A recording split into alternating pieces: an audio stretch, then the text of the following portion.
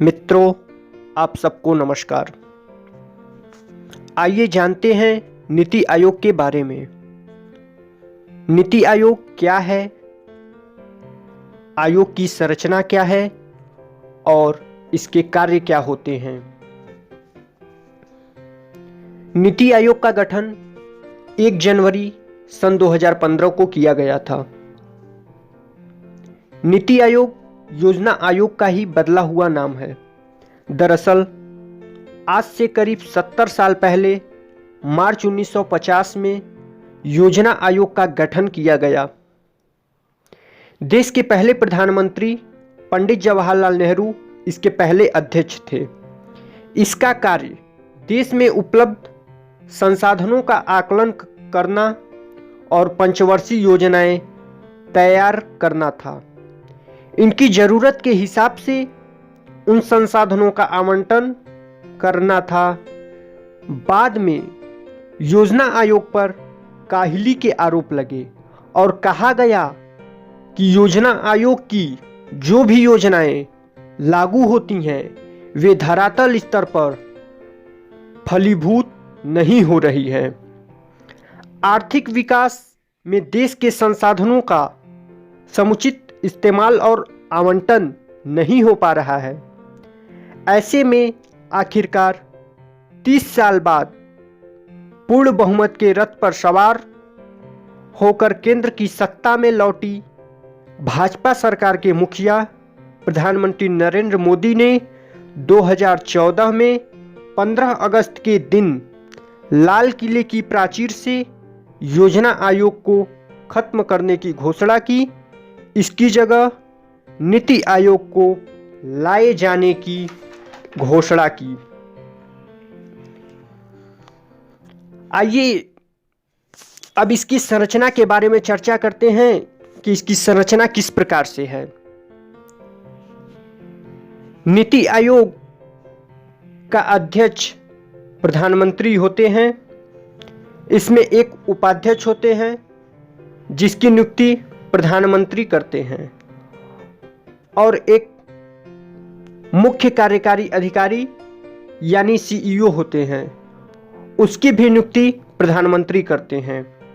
यह केंद्र में सचिव स्तर का अधिकारी होते हैं। इसके अलावा पूर्णकालिक व अंशकालिक सदस्य भी होते हैं और जो लोग अपने क्षेत्र में उल्लेखनीय कार्य कर चुके होते हैं उन्हें आमंत्रित सदस्य के रूप में भी रखा जाता है।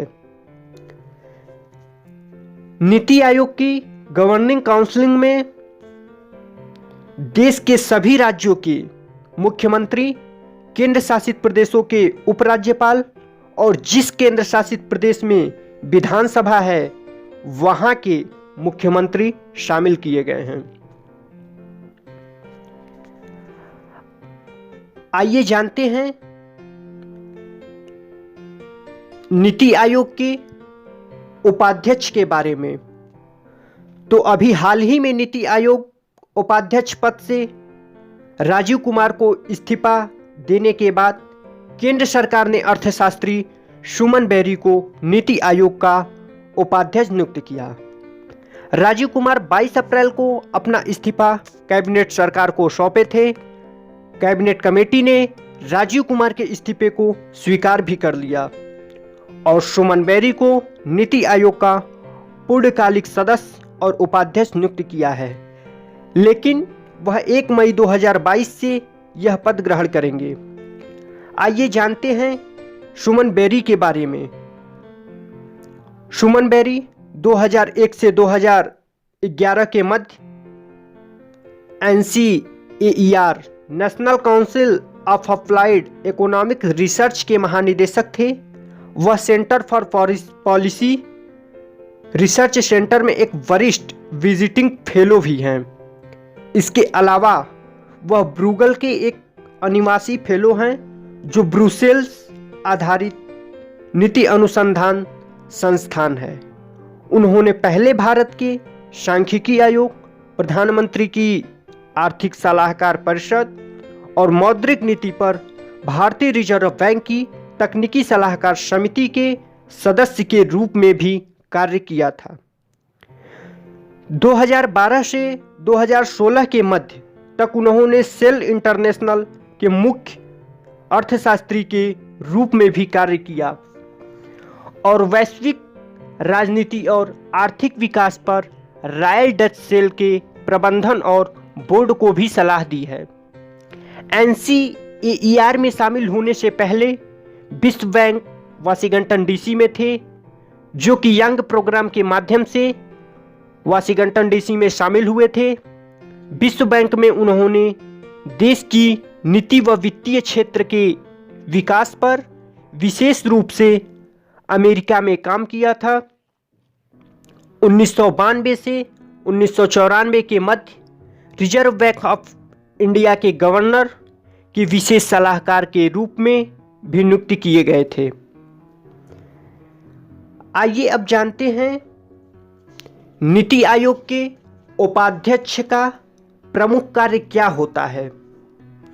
नीति आयोग कुल मिलाकर इसका एक ऐसा तंत्र यानी सिस्टम विकसित करना है जिसमें केंद्र के साथ साथ राज्य भी अपने विचार रखे।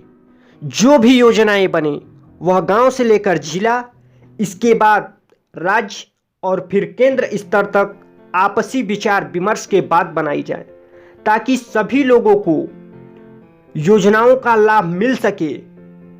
जैसे जम्मू कश्मीर का ही हवाला ले, वहां पर अनुच्छेद 370 की वापसी से ठीक पहले कई बार वहां पर नीति आयोग के अधिकारियों ने दौरा किया और वापस लौटकर अपनी राय रिपोर्ट के रूप में सरकार को दी थी।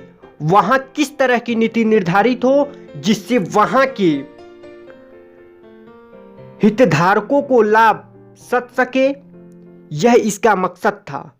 नीति आयोग के उपाध्यक्ष का कार्य मुख्य रूप से सरकार के आर्थिक और सामाजिक मुद्दों पर सलाह देना होता है। धन्यवाद।